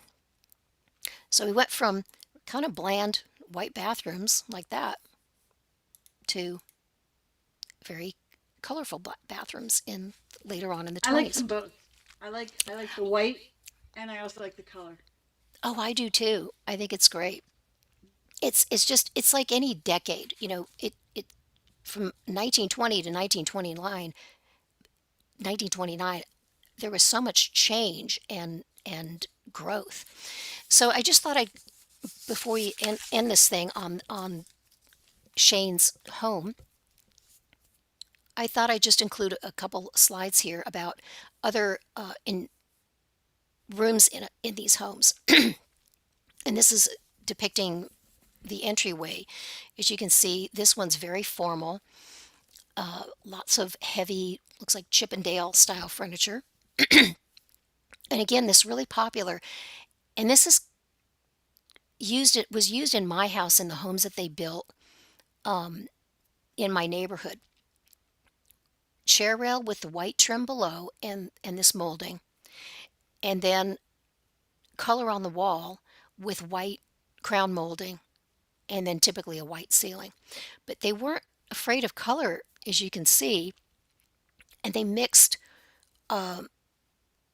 While this design is very colonial and almost leaning back toward with a nod to Victorian, the bright colors that they used, or these pastel-y colors, just changed everything. And that's what kind of made it very eclectic, because they were embracing certain elements from certain periods. It wasn't just strictly colonial revival. And this one, I imagine this almost in a Dutch colonial, because of this stained glass window. It's featuring a windmill. However, what's interesting, and I don't know if I mentioned this before, I think I kind of skipped over it, is that American Dutch colonial homes didn't originate from the Netherlands or the U.S. colonies. They're actually named after the Dutch colonists who settled southern New York and parts of New Jersey. As you, Interesting. yeah, that people think Dutch colonial. It's like, nope, that's something I didn't know. I thought it was based on European Netherlands type of homes. Nope, I love they're that kind of the staircase. Dutch. Isn't that stunning? So And all of pretty. these, what's fun about this is you can get a lot of design ideas by looking at these different old magazine ads. If you're trying to recreate these rooms or just get an idea of what was popular or correct or whatever for that time period, this entryway I think is just stunning. This could be in a modern home. For This sure. beautiful mural type wallpaper. You've got a nice Hepplewhite style chair here. This is, I believe, like a Chippendale style in that black and white flooring. And then here they went for the like colored trim. And then again, this very elegant mirror. Just beautiful. And then, of course, the sun parlor became a thing because people really didn't, they had front porches, but they didn't really have these parlor rooms. So this was a whole thing. And they blended, what I loved about this is you've got wicker, you've got a Windsor chair, and then you've got a nice, comfy upholstered chair, along with, uh, like more hardwood furniture over here with a desk. And then this looks like it opens out into a patio. So these weren't really screened in porches. They were actually rooms with windows. They were more like parlors. Like a lot of people have, well, down here we have a screened in porch. But I guess up north here you have more like, they're not really screened in, they're more like closed in. Is that, you know what I'm trying to say? Like Porch here in the back, whoops, like this. A I little can't hear you. smaller. Say that again. Sorry. So here at the house I'm at now, my old house, I have a screened-in porch in the back. But at the new house, I have a sunroom. It's small, but it is a little sunroom. Oh, right, you do. Yeah, that's that's that's wonderful. Yeah, it's added on, I think. Definitely added on because the fireplace is in the room. So Yes, that on that little side. space. I remember you Mm-hmm. showed that. Oh, okay. So that's like considered a little sun, like Yeah. this, like a little sun parlor. Yeah. Nice, nice. All right, and then we previously talked about the attic room. People really weren't using their attics before this time period. They were using it for storage, but they weren't using it for rooms. So that was another big thing is you had your attic finished and they became more rooms. And these are all styled as bedrooms, but you can see the dormer walls here, these dormer windows with these slanted walls. These are all attic spaces. So that was another thing that I, like I said, I mentioned earlier in the previous slide. This was something new. People started doing this, which they hadn't before. Okay, so here we are. Let me find you. See if we can if you can talk There without it is. echoing too much. So how? Let me look at the chat real quick. Let me see if let me because we're at the end here pretty much, and I want to see. Let me just read. My auntie had pink fixtures. What's kind of the negative about this? I mean, that's not really the best word. Is that I can't really read the chat, and everybody's saying so many lovely things. Closed porch, closed sunrooms. I'm sorry. Just try to. No, you're good. Take your Could be time.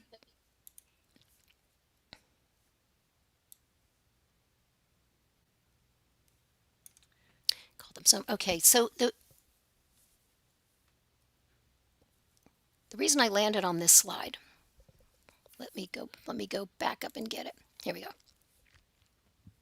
So what we have here is this dilemma of what was Shane's new family home? What did it look like? Because we know it didn't really follow any of those colonial revival design architecture styles that we talked about. Right. It doesn't look like any of those at all. So I looked and looked and looked to try and find something that resembled what that house might have looked like. And if you imagine, can you see the cursor in the am I in the right place? Yes. Okay. Yep. What I imagined that this house looked like was this was the original house right here. I think it had that little bump out with the front door. Reason Yep. is chimneys on the side. Okay, here we have this is a typical little in this illustration over here. It's a typical little colonial house. Fireplaces on the side. Um, it's got 3 windows, but I mean, just looking at this, you can sort of imagine this was added. We pretty much know this was added. This was added Yep. The because front that's your porch was son, added. right? The front porch was added. I believe this little house had this bump out because that's where one of the your bedrooms were kind of up there. Yes. So imagine, if you will, that all of this side is gone when they built it, Yep. and it was just this little house, and it had an entirely different front on it. So Yeah, it was just a plain front. There wasn't even a porch. There was nothing. right, Just the right, door. yeah, right. That's what I believe. It was just maybe the door. Like this has all been added. I don't know Yep. if anybody's in the chat like they're following it, but this is what I wanted to kind of present to you because and why I arrived at this. It's not a Victorian house, but in the next couple of slides, you'll see what the family did. So I really think it started out as a little white, whatever color it was, maybe white, little simple colonial home that was quite small. And if you look at this plan, this is what kind of is interesting, Shane. Yeah. Here's your front door, here's your staircase, your Yep. fireplace is here, living room, the dining room is here, and your Mm-hmm. kitchen is sort of over there. This is, the original plan of this little house. And Right. then the hallway, you've got a bedroom, just 2 bedrooms. See, because this room here, which I'm assuming is yours, Yep. that's a bump out. That's Yep. an addition. And you can kind of see here there's one bathroom and you come up the hall and then you've got a bedroom here, a bedroom here, and I can't quite oh, that's a little sewing room. That was in Cute. this plan. But in a lot of ways, that's the closest I could find. Sorry, the cursor's moving all over. To what I think, because I know the layout of your house. You've shared that with me because we were in the process of creating this. So I've Yep. seen it, and I really think that this is a good example of what it could have looked like. Also, Yeah, it's pretty close. the homes in the neighborhood are similar-ish, maybe, Mm-hmm. and they're longer. But so here's my thought process. This embellishment here, all of these embellishments. Yep. Now, look at this next slide. This is a particular type of architecture. Let me read Mm. it. Victorian architecture in America, I'm just giving you the overview, was most popular between 1860 and 1900. So your house is not Victorian. They stopped building that Right. stuff, aligning with the later more prosperous years of Queen Victoria's reign, which was 1837 to 1901. So, driven by industrialization and the railroad, this era saw the rise of ornate styles like Queen Anne, Italianate, Second Empire, and Stick Eastlake, which I'll show you in the next slide. However, folk Victorian is an American architectural style prevalent from 1870 to 1910 that combines simple traditional house forms, let's say like a colonial revival, because this could be, Right. with mass produced ornate Victorian trim. It served as a more affordable, widespread version of high style Queen Anne architecture, affectionately called gingerbread houses. They were favored by working class families. So I think these are charming. And I think what that family did was they took these architectural design details. Right here, you Mm-hmm. can see it. Yes. The front porch, similar, the big wraparound porch. And they added, if you look at it, they added quite a lot of that character and detail because I think sh- they were trying Yeah. to create something that looked like that Yeah. because they No, weren't I really building agree. those.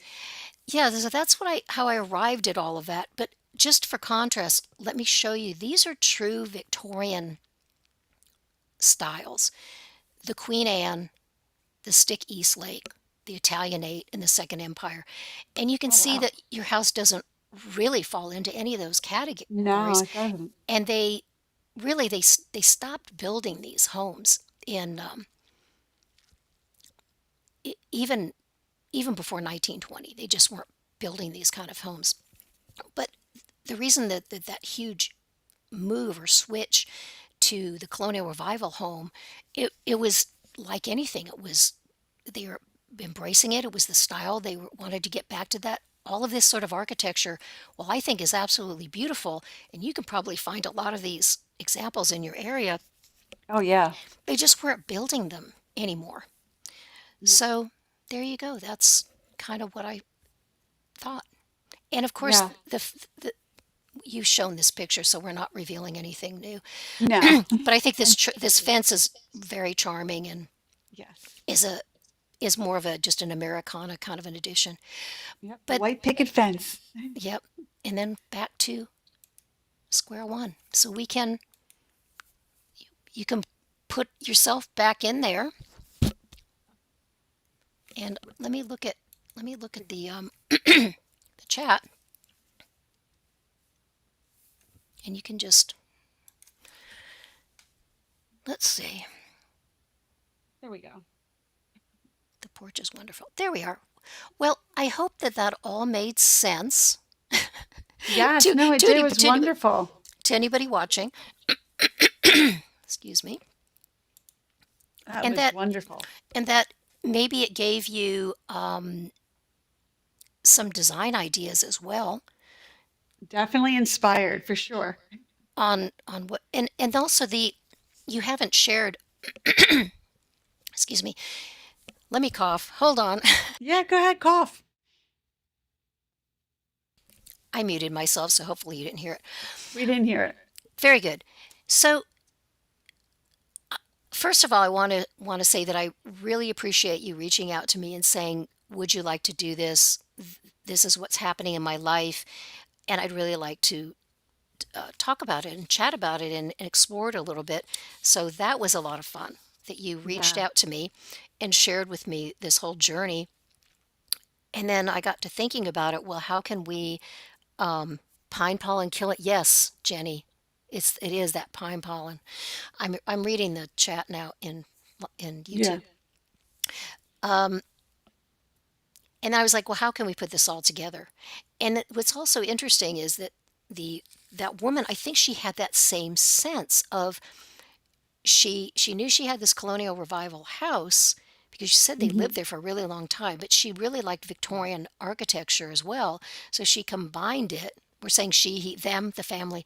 Yeah. But then the interior, the things that she left, they both reflect colonial revival time period and a bit Victorian. And then Hmm. she's got like the 80s, 90s going on there. It's just beautiful. I love that home, and I just cannot wait to see everything you're going to do with it. And Me too. yeah, yeah. And so far, you're making great progress.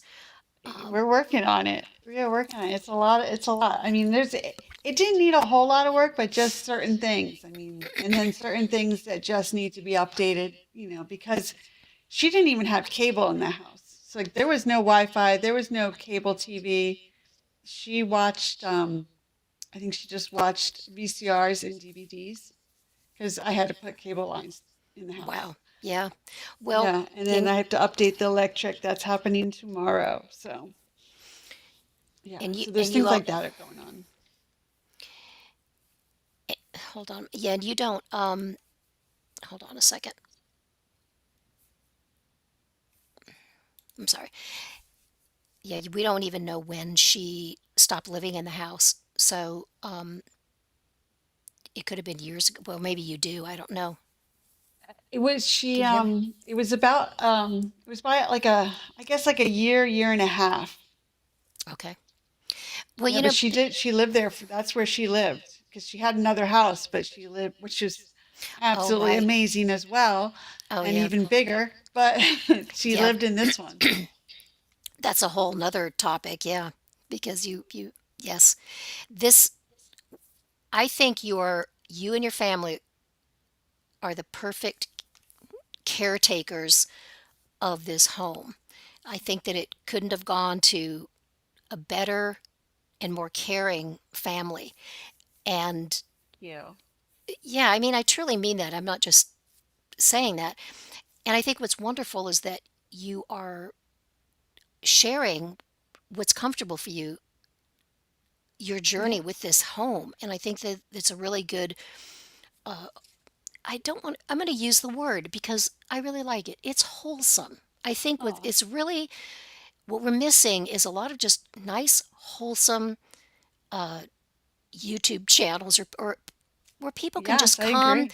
and, and there's nothing controversial going on. And we're just sharing uh, journeys, your journey. You know Hmm. what I'm saying? Yeah. And your channel is, let me rephrase that. It's going to be a great direction for your channel and for you to exploring more things about the house and Hmm. sharing it with us. And I think you know what I'm trying to say. I'm just Yeah. sort of, No, I do.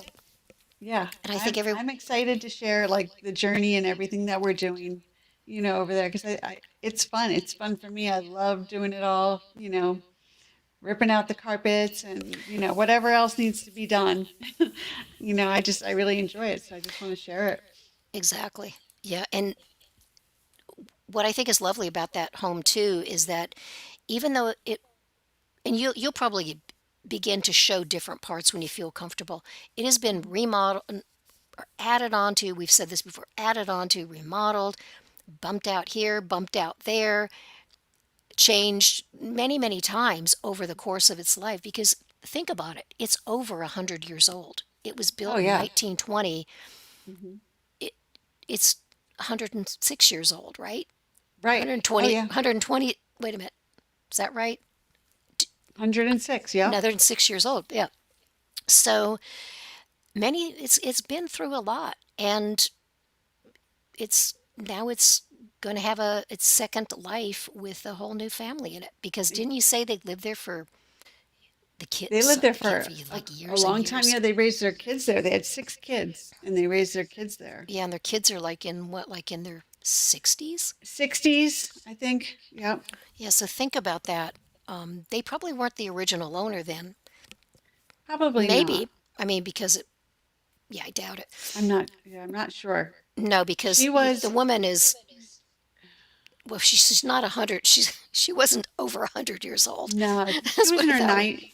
I think she was in her 90s. Yeah, they could have been the second owner. Hmm. But anyway, yeah, anyhow, I hope everyone, I don't mean to be rambling on here, but I'm trying to read. I hope everyone enjoyed it. We always get off to a rocky start. You know what it's like. We got to Hard to adjust get this, that, going. and the other thing until we figure it all out. And honestly, moving between all these different tabs, it's, I have to keep track of it. But I think we did pretty No, good. I think we just, you did a wonderful job. You really, really did. And oh, it's daunting or like a little intimidating, you know. it It can is. be. I Yeah. always, it's always, I always get terrible stage fright when I'm It doing happens. It this. happens to me too. Trying Yeah. to find the, Um, yeah, I did put my so I put Revive It Life. I think I'm echoing, but I put Revive It Life I know. We're just gonna have to live with it. Yeah. link in there in the chat because that's where all this new house stuff will be. That's where I'll be sharing it all on that Revive It Life channel. So Yes. it's a little slow because I'm trying to do so much. I was getting my parents are living there now, so getting them set up and going. I had to kind of hurry up and do that stuff and make sure they had everything that they needed, that they were comfortable with, comfortable. So, but I've been videotaping, so I just have to put those videos together. And yeah, so much will be coming, and it might be like kind of bits and pieces, but once can slow down a little bit, because I'm also trying to sell this house and get this house on the market. So that's a lot of going on. So once I get that all kind of under my belt, I can slow down and start showing a lot more, and discussing a lot more, and maybe going live and doing all those fun stuff. So right now it's little bits and pieces, but hang in there because it will get a lot more. At least that's what Yes, I'm hoping to do. absolutely. Hi, Eric. Can you hear me okay, like out in the chat? Yep, I I can don't hear know. you, so I can't hopefully hear they can. myself very well, but that's okay. Whoops. Oh, Kathy said you missed your calling to be a tour guide. Lovely deep dive into the past What? design and architecture. Here, let me put it up there. What did you? Yeah. Hold on. I got to get to the.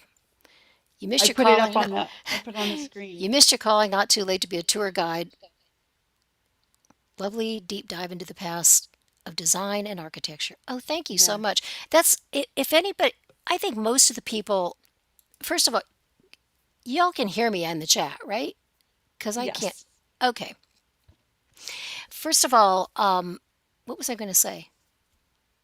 Oh, if you're new to these, let's chat about it, shall we? This is something that the Revive It sisters and I came up with. Gosh, what was it? 2024?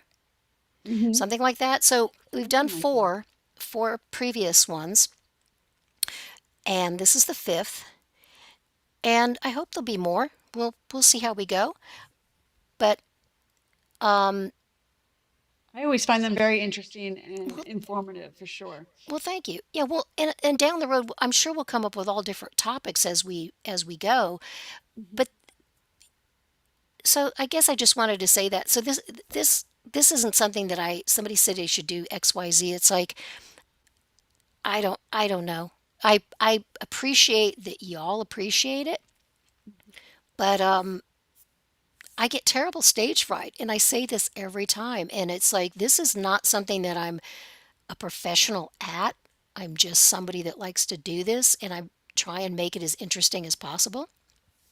Well, you do. You do a good job. You wouldn't know you really have stage fright. I hear you. I get stage fright all the time. It's getting a little better, but I still get it. It's hard. It really is hard coming on here. Yeah, yeah. I don't know how you do your live sales every week. I would just choke, I just freeze. It's been, I think, easier for us because we have each other next to each other. I don't know how people do it just by themselves. That's difficult for me. It's still difficult for me when she's not here, or like I have you right now to talk to. If I didn't have anyone to talk to or talk back to me, that it's difficult. It really Right. is. So I give a lot of props to the people out there that are doing it solo. Well, going forward, you will kind of be doing something similar if you guys are going to have your sales in different rooms, Yes. Yep. right? Yep. We'll be in different places, and Different yeah. places, not just different rooms, but different No. places. So it'll be like this. So Yeah, it will be a little bit. We won't have that like right next to each other stuff going on, which we will both surely miss, but I think it'll still be all good. yeah, and it's just a different. It's going to be, excuse me, a different way of doing your live sales and presenting things and whatever you end up doing, and I think it's all good.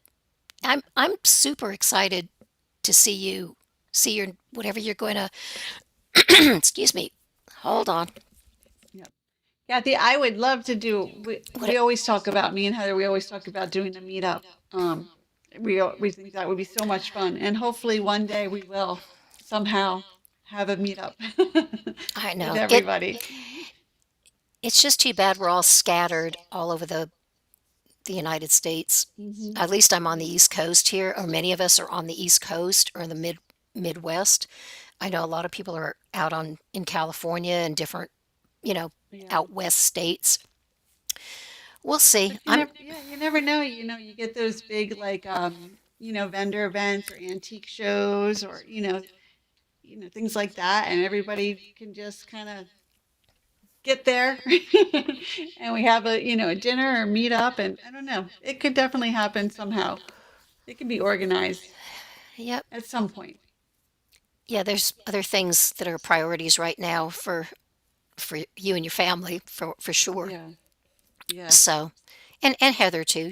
You're Mhm. it's all good. It's all Yeah. great. I'm just glad we were finally able to do this because I guess everybody knows that this my computer it just died and I lost all of this stuff and That's so I had bad. to recreate it out of whole cloth. I I feel didn't so save bad. anything. Uh, it's okay. It was really me being not very good about. Uh, this is kind of a word of caution for everybody out there. You probably all use like have iPhones and use the cloud or whatever you do. I have an Android phone and a pretty much a desktop computer. I have nothing of mine is Apple oriented or whatever. And I was using a browser that wasn't backing anything up. A lot of people probably have heard of like Firefox, right? Mhm. So I really shouldn't have been using that because I should have been using Google Chrome because everything like an iPhone is all backed up.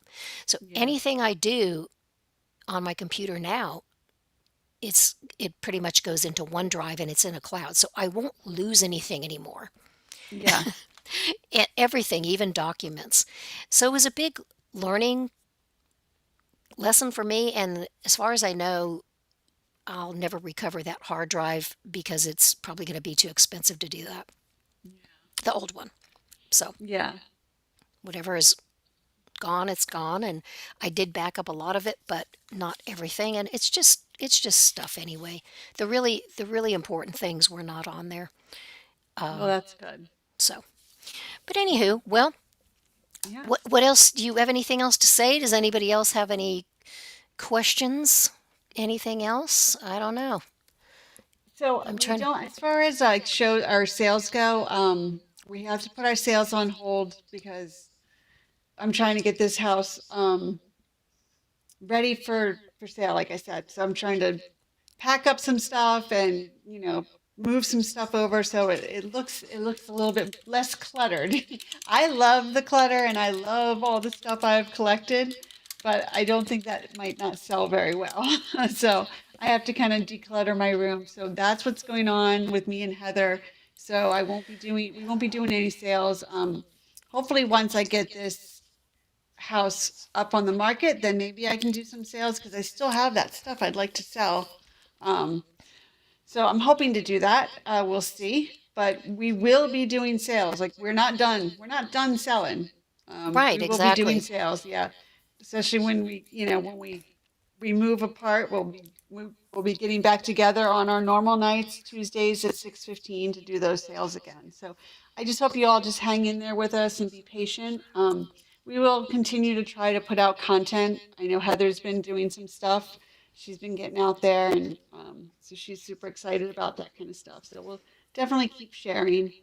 And yeah, I'll be sharing on Revive It Life. So if you're not subscribed, I know put the Yes, link in there please somewhere.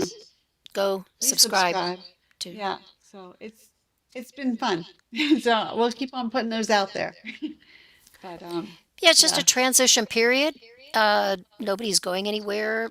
It's more like my famous phrase that I always say: give everybody some grace. yes, It's a big transition, and yes, it's going to be great going forward. It, it it's time to focus on family and uh, taking care of yourself, and everybody will still be here. We're yeah. we're not going anywhere, Well, that's good. Yeah, because right and now I have actually three houses. I'm trying to sell two of them, oh goodness, you and do. I have one I'm trying to move into. So that's like, yeah, it's a lot going on, but Yeah. It's all good. I'm enjoying every minute of it. So I'm not really trying to stress out, praise God that I just, he's got it covered and I'm just going Exactly. along and trying not to worry about it because it will all work out. Oh, thank you, Heidi. Yeah, I just read. Thanks. Thank you, Heidi. Oh, yes, and it is Easter. That's right. This Sunday is Easter. Thank you, Kathy. Yes, God bless everybody and happy Easter. For all you Yes. that are popping off, I hope you all have a great holiday. And thank you, I typed in the chat, but thank you everyone for being here and supporting the sisters and specifically Shane and her. Yes. They're both. Oh, I love them both, but we got to focus on Shane here with her new home for the moment, yes. and Thank Heather you. will share with us what she feels like sharing. Hmm. Yes, she will. Right? She's got some She's. great beach stuff going on and shore stuff. So Oh yeah, yeah. that'll all definitely she'll be sharing with you that stuff. And I'm so appreciative to you, KP, for doing this. And Of I love course. that you look into this stuff and research it all and then do such a wonderful presentation. It's amazing. Well, thank you. I mean, seriously, the opportunity that you've given me, I'm very grateful for that too, because I Okay. consider this a community, Yes. and I know a lot of these people in the chat quite well, and well, I know you all too. Hmm. So this is just wonderful, I think, and I think a lot of people need this in their life at the moment. Yeah, I Just think so a too. nice place to get together and chat and share our ideas. Hmm. And if I can kind of pass on to you my my life's knowledge, you know, I've been around a while, a bit of a time. I've learned a lot from my family, especially my dad. I think I've mentioned that. Hmm. And I feel like I'm why not share it with people, Yeah. right? No, Why that's not share it with amazing. y'all? That is amazing. Yeah, Okay. I'm so glad. Well, you know, All if you right. ever Well, feel, yeah. if I was saying, if you ever feel like popping on live, you can always do that, even if you don't have a sale, and just do Yep. like Just to a chat. chat or do a Hmm. thrift haul or an update or who knows, Yeah. a lot of people Yeah. do that. That has been really tough. I have not been thrifting at all. That's been a struggle. I definitely miss it because I'm not trying to buy anything because then I'll just have to pack it all up. Except for, we did go to a thrift store. We were looking for, I did share that we stopped into a thrift store. We were looking for something, but then I saw those chairs and the bench. Oh, right. Yeah. Yes. And Those I are will wonderful. share with y'all, I did buy them both. I haven't shared that on my Yes. on Revival Life yet. I was haven't got to that part yet. But yes, I did buy those chairs. If you happen to see that, um, Right. So if I anybody did was like a little wondering, short. Hmm. yes, Did I buy the chairs or the bench? I bought both, and yeah, you bought so it all, didn't you? I bought it all. Yeah. Yeah. I was like, if you didn't, I was going to tell you to go back and get the one you didn't buy, right? Right. Because Yes. they're pretty fabulous. Oh, I love the chairs, and I just love the colors of the chair. The bench I bought first. I love that. It's definitely not. It's definitely contemporary, but I love actually that it opens up because I can put my Bible and my different Storage. things in there in storage and put my feet up on it while I'm sitting on the couch, and so that's going to be lovely. I probably will change the fabric on it just because it does not go with the chairs. It's a little bit too bright for the chairs. So, but that's all good. I love to do that stuff too. So Yeah, that's an that'll easy come fix. eventually. Yeah. So yeah. So that's what I So, did. I bought them both. All. awesome. So yes. Thanks, Valerie. We appreciate it. I'm just Yeah. reading the chat again. Yeah. Okay. No. Yeah. So All right. I think we're finished if you're ready I think so too. to Yeah. Thank you all so much. Whoever is still here, thank you all so much for joining us, and we'll get together soon. I'm sure somehow, some way. yep, you can always reach out to me too if you have any other questions or Yeah. whatever, most people know how to find me. And don't forget about the Revive It Sisters Society page. We, Yes. And we Facebook. yes, the Facebook page is what I meant. Let me grab the link. Yeah, that would be great. Yeah, because that you can share, like if there's stuff that you want to share, different furniture you have, or anything. Yeah, there it is. Um, as far as design or collections or gardening, whatever it is you might like to share with us. That's what that page is for.